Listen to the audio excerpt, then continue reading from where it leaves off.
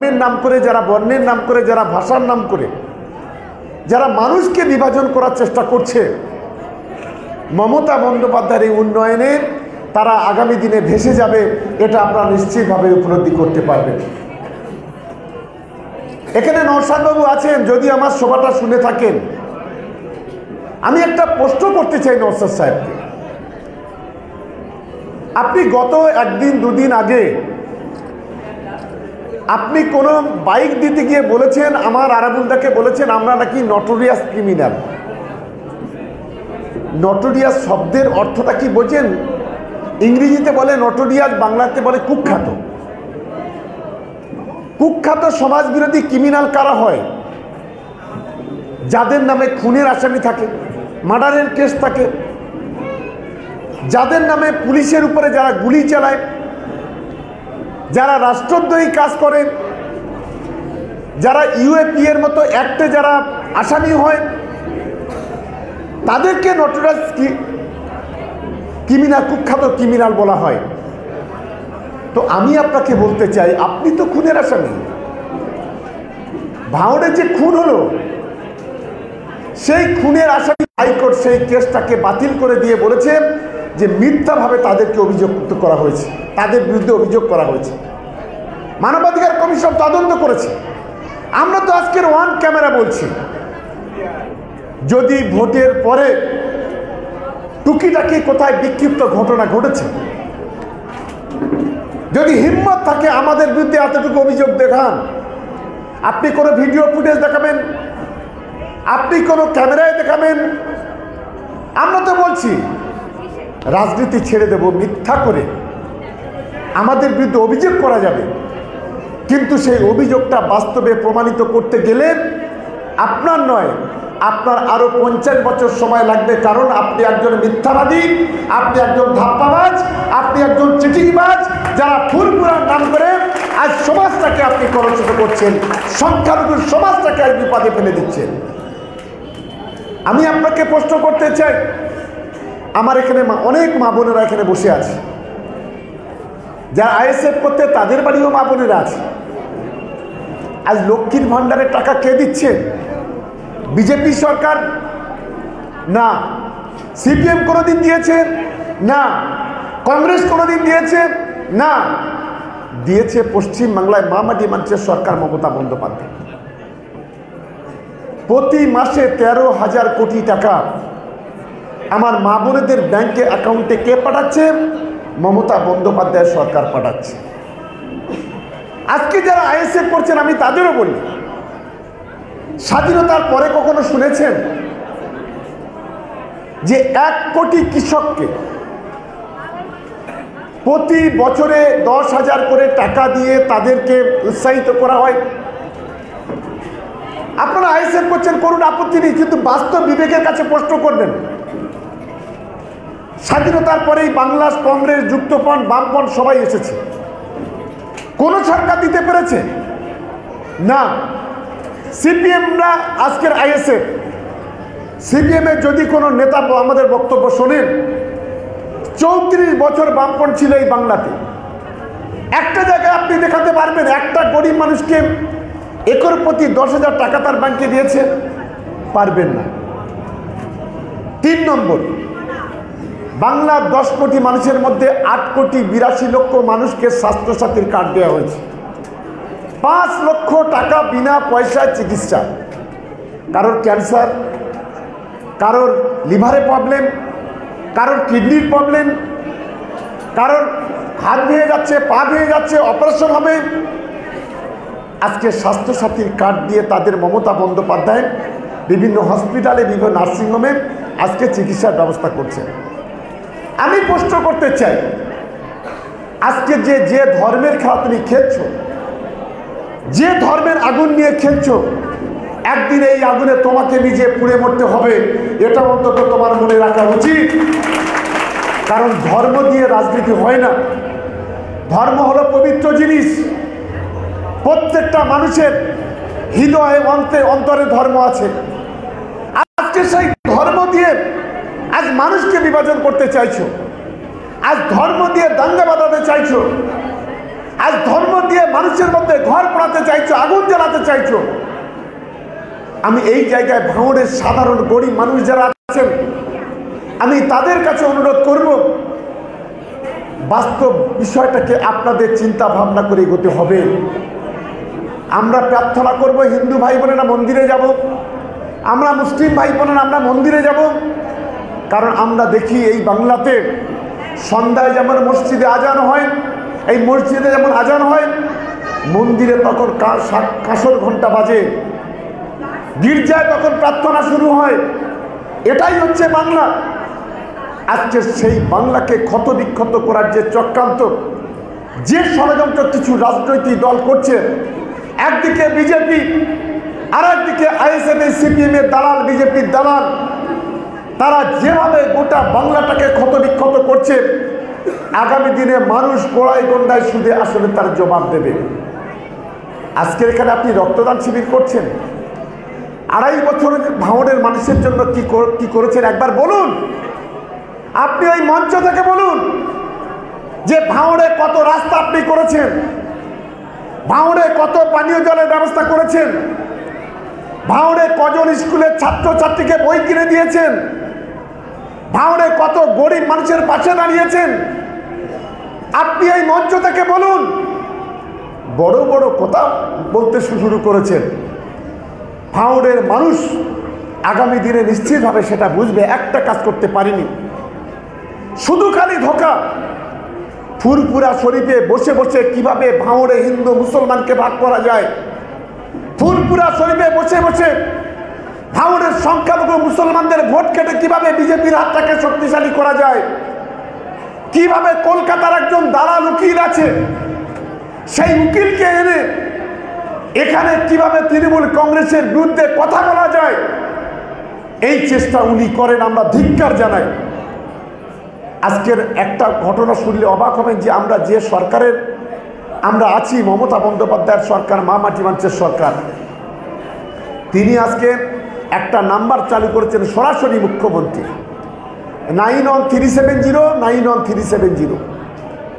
আমি হঠাৎ গতকালকে জেলা পরিষদে গিয়েছিলাম শনিবার, গিয়ে আমাকে এডিএম সাহেব ডেকে বললেন, এমএলএ সাহেব, গোটা জেলাতে 972টা ফোন গেছে মুখ্যমন্ত্রীর কাছে, সরাসরি মুখ্যমন্ত্রী। তার মধ্যে আপনার ব্লকে 272টা রাস্তা আছে। আমি বলি কীরকম? বললো সাধারণ মানুষ ওই ফোনে ফোন করেছিল, ওই নাম্বারে ফোন করে তাদের রাস্তার কথা বলেছে, তাদের পুরোপুরি সমস্ত রাস্তাগুলো আজ সেই মুখ্যমন্ত্রী থেকে এসে ডিএম হয়ে পঞ্চায়েত দপ্তরে যাচ্ছে। এই 250 রাস্তা আপনার ব্লকে শুধু হবে। বার্ধক্য ভাতা যাদের আছে, আমি এখানে সমস্ত নেতৃত্ব আছে যারা দুয়ারে সরকারে, যারা বার্ধক্য ভাতা ফর্ম ফিল আপ করেছে, একটা কোড নাম্বার দিয়েছে তাদের, আমি তাদেরকে অনুরোধ করবো একবার 91370 91370 ফোন করুন।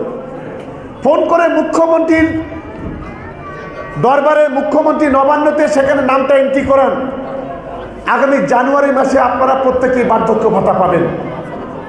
যারা বিধবা, আমি বিধবা মা বোনেদেরও বলবো, তারা ওই নাম্বারে ফোন করুন। গ্রামে রাস্তার দরকার, আমাদের তৃণমূল কংগ্রেসের কর্মীদের বলবো, ওই নাম্বারে ফোন করে আপনারা এন্ট্রি করুন।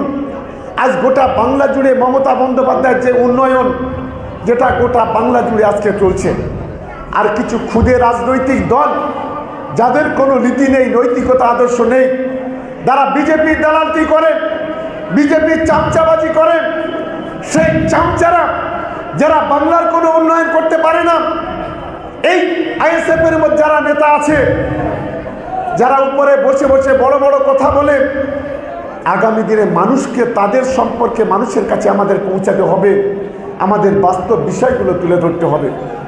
তাই পোলেরহাট ওয়ানের তৃণমূল কংগ্রেসের কর্মীরা যারা আছেন, দেখুন রাজনীতিতে ক্ষোভ, দুঃখ, জ্বালা, যন্ত্রণা, বেদনা সব কিছু থাকতে পারে, এটা হচ্ছে রাজনীতির সবচেয়ে বড় জায়গা। কিন্তু শত্রুর বিরুদ্ধে লড়াই করতে গেলে কখনো চুপ করে বসে থাকতে নেই। প্রকৃত যারা তৃণমূল কংগ্রেসটা করেন, আমি তাদের কাছে অনুরোধ করতে চাই, আগামী দিনে ঐক্যবদ্ধ হন। আগামী দিনে সাম্প্রদায়িক বিজেপির বিরুদ্ধে লড়াই, আরএসএস এর বিরুদ্ধে লড়াই, বজরং দলের বিরুদ্ধে লড়াই, আর এই বিজেপির দালাল সিপিএম আর আইএসএফ এর বিরুদ্ধে লড়াই, সেই লড়াইতে জনমানুষকে সংগঠিত করে আমাদের আগামী দিনে আমাদের লড়াইটা করতে হবে। আমার সকলের কাছে অনুরোধ, যেভাবে গোটা ভাঙড় জুড়ে আজকে দেখছি আমাদের এই বিধানসভা এলাকার একটা অঞ্চল আছে যেটা হচ্ছে জাউলগাছি অঞ্চল। গত পরশুদিন নওশাদ সাহেব রক্তদান শিবিরে গিয়েছিলেন। আমার কাছে ছবি আছে, দেখলে অবাক হবেন। মেয়ে ছেলে বেটা ছেলে সব মিলিয়ে 30 থেকে 35 জন হবে। যে ফুলবাড়ির মানুষ একটা সময় আইএসএফ ছাড়া কিছু বুঝতো না, যে বুথে 800-900 করে লিড পেয়েছে 2021 সালে, সেই এলাকার মানুষ আজকেরা জায়গা পর্যন্ত দিচ্ছে না রক্তদান শিবির করতে। একজনের বাড়ির উঠোনে গিয়ে রক্তদান শিবির করেছে। আর বাইরে এসে বড় বড় কথা বলে তৃণমূল কংগ্রেস আমাদের রক্তদান শিবির করতে দিচ্ছে না। এই যে মিথ্যাবাজি, দালাল ফেরেববাজি, এই ধরনের নেতাকে আগামী দিনে জনমানুষ থেকে বিচ্ছিন্ন করতে হবে। এটা আমাদের প্রত্যেকের মাথায় রাখতে হবে। আজকের আমরা কেন কেন্দ্রীয় সরকারের বিরুদ্ধে লড়াইটা করছি? আজ 100 দিনের কাজের টাকা বন্ধ। আজ গরিব মানুষের ঘর, সেই ঘরের টাকা আজকে বন্ধ করে দিয়েছে কেন্দ্রীয় সরকার। আজকের গ্রামীণ রাস্তাঘাটের টাকা বন্ধ করে দিয়েছে। সর্বশিক্ষা অভিযানের টাকা বন্ধ করে দিয়েছে। আমি গত 5 দিন আগে খবরের কাগজে দেখলাম আমাদের স্বাস্থ্য খাতে যে টাকা কেন্দ্রীয় সরকার দিত, সেই স্বাস্থ্য খাতের টাকাটাও কেন্দ্রীয় সরকার বন্ধ করে দিয়েছে। রাজ্য সরকার নিজের তহবিল থেকে সেই স্বাস্থ্য খাতে সেই টাকা ব্যবহার করছে। ভাবতে পারেন, রাজনীতিগত তোমার সঙ্গে আমার তফাৎ থাকতে পারে। পশ্চিমবাংলার মানুষের অপরাধ হলো তারা তৃণমূল কংগ্রেসটা করে। পশ্চিমবাংলার মানুষের অপরাধ হলো তারা এনআরসি সিএর মতো সর্বনাশ আইন কার্য করতে দেয়নি।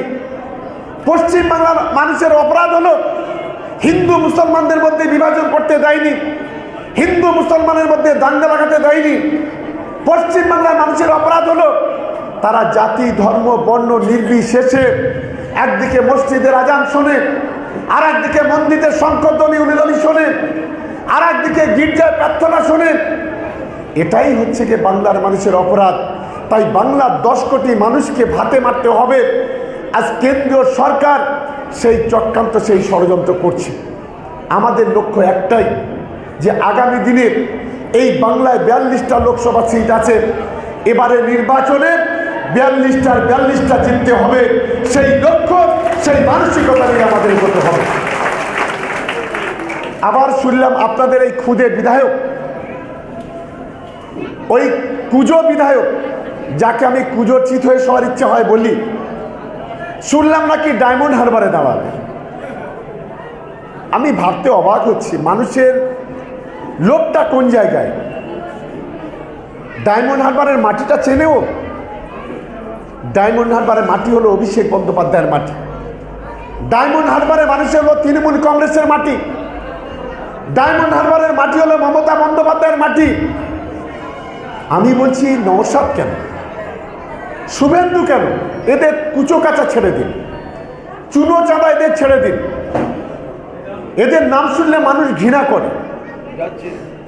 এদের যিনি প্রধানমন্ত্রী আছেন নরেন্দ্র মোদী সাহেব, এদের যিনি স্বরাষ্ট্রমন্ত্রী আছে অমিত শাহ সাহেব, এদের আরেকজন মন্ত্রী আছে রাজনাথ সিং, স্মৃতি ইরানি, আরও অনেক বড় বড় মন্ত্রীরা আছে।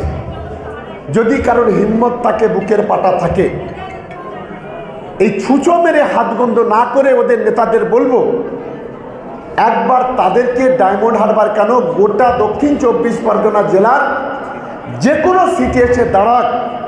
আমি কথা দিচ্ছি, যদি ওদের জামানতটা জব্দ করতে পারি, আবার বলছি রাজনীতি ছেড়ে দেব। এটা দায়িত্ব নিয়ে পরিষ্কারভাবে বলছি। আমি বলছি, যাদবপুরে দাঁড়াও না, তোমার তো বিধানসভা আছে ভাঙড়, তুমি তো এখানে ভোটে জিতে আছো, তা লাভ দিয়ে ডায়মন্ড হারবারে যাচ্ছ কেন? ও তার উত্তরে একটা কথা বলেছে গত কয়েকদিন আগে মিডিয়াতে, এই 24 ঘন্টার সাংবাদিকরা এখানে আছে। ও নাকি বলেছে, ও বলেছে অভিষেক বন্দ্যোপাধ্যায়ের যারা চামচা আছে তারা এখন ছটফট করছে। আমি বলছি আরে ভাই, সাগরে যেতে গেলে নদীগুলো তো আগে পার হতে হবে।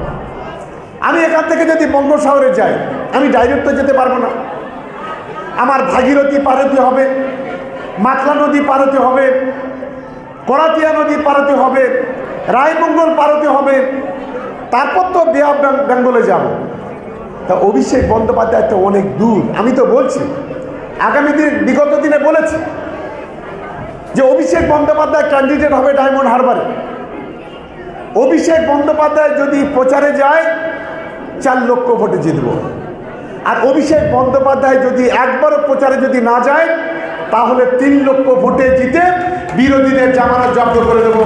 এটা আমি দায়িত্ব নিয়ে আজ এখানে বলে যাচ্ছি।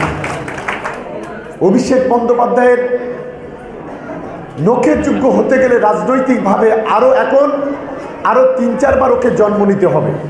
1 বার 2 বার নয়, 3 বার ওকে জন্ম নিতে হবে। অভিষেক বন্দ্যোপাধ্যায়ের যে উন্নয়ন গোটা ডায়মন্ড হারবার অলিতে গলিতে পৌঁছে গেছে, যে অভিষেক বন্দ্যোপাধ্যায় এই যে বার্ধক্য ভাতা, 70,000 মানুষের ফোন গত 10 দিনে আমরা মমতা বন্দ্যোপাধ্যায়ের কাছে পৌঁছেছি আমাদের কর্মীদের দিয়ে। 70,000 বার্ধক্য ভাতা এই জানুয়ারি থেকে পাবে। অভিষেক বন্দ্যোপাধ্যায় বলেছেন সরকার যদি না দেয়, আগামী 1 জানুয়ারি আমি অভিষেক বন্দ্যোপাধ্যায় 70,000 মানুষের বাড়িতে তাদের বার্ধক্য ভাতার টাকা পৌঁছে দেবো। এর নাম হচ্ছে অভিষেক বন্দ্যোপাধ্যায়, এর নাম হলো অভিষেক বন্দ্যোপাধ্যায়। এটা ওকে প্রথমে বুঝতে হবে। আপনি গোটা ডায়মন্ড হারবার 7টা বিধানসভাতে যাবেন, আন্তর্জাতিক মানের সেখানে অডিটোরিয়াম তৈরি করেছে।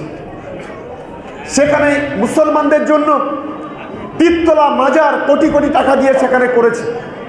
আমাদের হিন্দু ভাইদের জন্য কয়েক কোটি টাকা দিয়ে বড় কাছারি মন্দির, যাদের প্রতিদিন 600 গাড়ি যায়।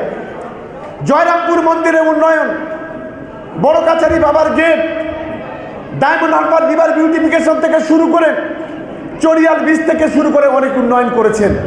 আর 4 পয়সা খুদে কোনো রকমভাবে ভাঙড়ে ঠেলে টুলে, কোনো রকমভাবে মানুষের ধর্মের আবেগ দিয়ে, মানুষকে বোকা বানিয়ে, মানুষকে ধাপ্পা দিয়ে, উন্নয়নের মিথ্যা প্রতিশ্রুতি দিয়ে ভাঙড়টাকে জিতে সে এখন বলছে ডায়মন্ড হারবারে দাঁড়াবে।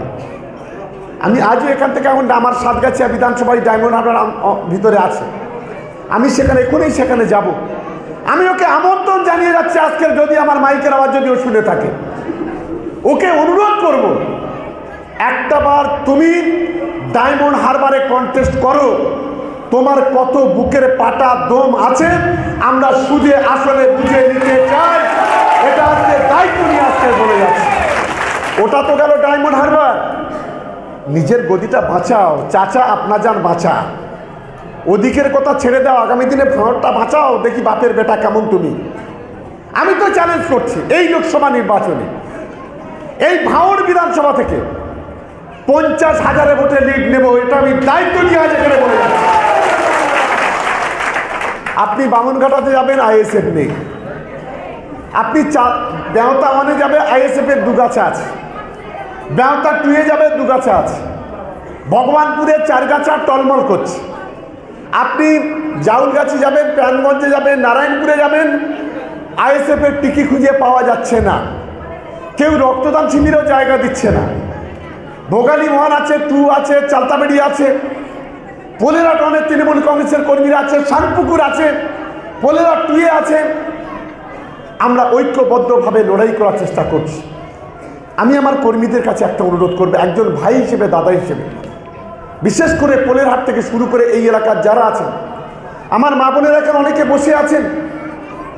আগামী দিনে আমাদের বাংলাকে রক্ষা করতে হবে, আমাদের সাম্প্রদায়িক সম্প্রীতিকে রক্ষা করতে হবে, আমাদের ভ্রাতৃত্বকে রক্ষা করতে হবে, আমাদের বন্ধুত্বকে রক্ষা করতে হবে, আমাদের সংস্কৃতিকে রক্ষা করতে হবে, আমাদের ঐতিহ্যকে রক্ষা করতে হবে, আমাদের পরম্পরাকে রক্ষা করতে হবে।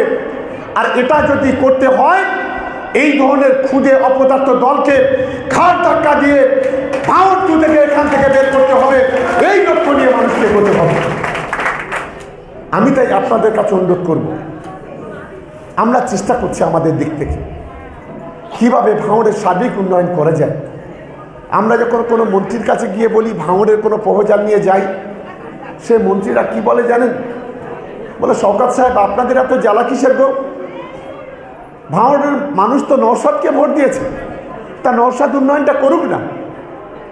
আমাদের কিছুটা মান বেঁচেছে এই পঞ্চায়েতে।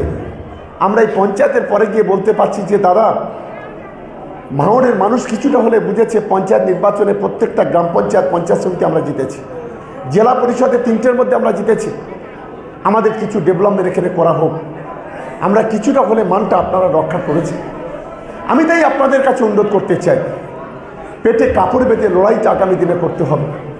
আমি শওকত মোল্লা, আজ যদি দলে যদি তৃণমূল কংগ্রেস এমন একটা পার্টি, এটা হচ্ছে মাস ভিত্তিক পার্টি, জনগণের পার্টি, এটা ক্যাডার ভিত্তিক পার্টি নয়।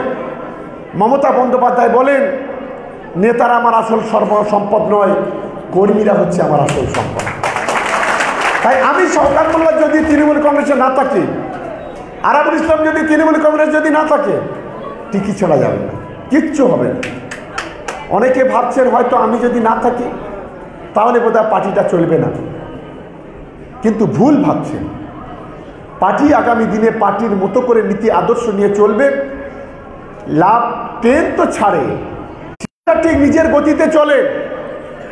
কিছু নেতা আছেন স্বার্থসিদ্ধির জন্য তারা কখনো ওই ট্রেনের প্যাসেঞ্জারের মতো উঠবে, কখন নামবে, এটা নিয়ে তৃণমূল কংগ্রেস চিন্তিত নয়। তৃণমূল কংগ্রেস আগামী দিনে নিজের নীতি, নিজের আদর্শ নিয়ে আগামী দিনে চলবে। মানুষ তৃণমূল কংগ্রেসের সঙ্গে আছে, মানুষ তৃণমূল কংগ্রেসের সঙ্গে আগামী দিনে থাকবে। তাই আশা করি আমরা আজ থেকে শুরু করলাম ভাঙড়ে রাজনৈতিক কর্মী সম্মেলনের প্রথম পোলেরাট ওয়ান দিয়ে শুরু করলাম। এরপরে আমাদের এই মাস ভোর আমরা বস্ত্র বিতরণ করব, আর সামনে জানুয়ারি মাস থেকে আমাদের ধারাবাহিকভাবে প্রত্যেকটা অঞ্চলে আমরা সম্মেলনের মধ্য দিয়ে, বুথ সম্মেলন, অঞ্চল সম্মেলনের মধ্য দিয়ে আমরা আমাদের রাজনৈতিক কর্মসূচিকে আমরা এগিয়ে নিয়ে যাব। তাই আমি অনুরোধ করব, ফের আরেকবার অনুরোধ করছি, সাম্প্রদায়িকতার বিরুদ্ধে যে লড়াই, ধর্মের বিভাজন যারা করে তাদের বিরুদ্ধে যে লড়াই, সেই লড়াইকে আগামী দিনে আরও বেশি শক্তিশালী করতে হবে। আমাদের ছোট বড় ছোটদের সঙ্গে নিতে হবে, কোনো দ্বিমত নয়, কোনো হিটলারি কারবার কিন্তু কারো চলবে না। নিজেরা ঐক্যবদ্ধভাবে আলোচনার মাধ্যমে আমরা আগামী দিনে প্রত্যেকটা কাজ করব, এবং আগামী দিনে বিরোধীদের বিরুদ্ধে যে রাজনৈতিক লড়াই, সেই লড়াই ভাঙড়ের মাটিটাকে শক্তিশালী করার জন্য আমরা সর্বরকমভাবে চেষ্টা করব। আমরা খুব তাড়াতাড়ি আরেকটা দেখেন আছেন নেতৃত্বরা সবই আছেন, আমাদের গোটা ভাঙড়ের সমস্ত নেতৃত্বকে নিয়ে বসে আমরা নূতনভাবে কর্মযজ্ঞ আবার আমরা শুরু করতে চাই। আমরা আগামী দিনে বুঝিয়ে দেব যে ভাঙড়ের মাটিতে শেষ কথা বলবে তৃণমূল কংগ্রেস, শেষ কথায় খুদে আইএসএফ আর খুদে সিপিএম বলবে না। এই লক্ষ্য নিয়ে আমাদের এগোতে হবে।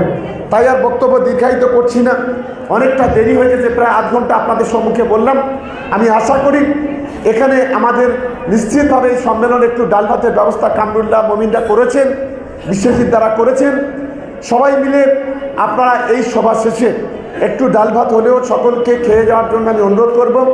আর কোনো প্রয়োজনে পা নয়, রাস্তা দিয়ে আমরা তো যাই, অনেক সময় এই রাস্তায় কিছু পাগল থাকে, তারা কখনো ছুটে আসে, কখন তেড়ে আসে, কখন চেঁচামেচি করে। রাস্তা দিয়ে যখন যাই তখন কিছু কুকুর আছে, সেই কুকুরগুলো দেখবেন অনেক সময় ঘেউ ঘেউ করে। এসব নিয়ে এই সমস্ত প্রয়োজনে আমাদের পা দিলে হবে না। আমাদের মাথা ঠান্ডা করে মমতা বন্দ্যোপাধ্যায়ের উন্নয়নটা নিয়ে মানুষের দরজায় দরজায় পৌঁছাতে হবে। তৃণমূল কংগ্রেসের কথা আমাদের বলতে হবে। অভিষেক বন্দ্যোপাধ্যায়ের যোগ্য সভাপতি অভিষেক বন্দ্যোপাধ্যায়ের কথা আমাদের বলতে হবে। আগামী দিনে এই ভাঙড়ের মাটি থেকে তৃণমূল কংগ্রেসকে ভালো রেজাল্ট করতে হবে।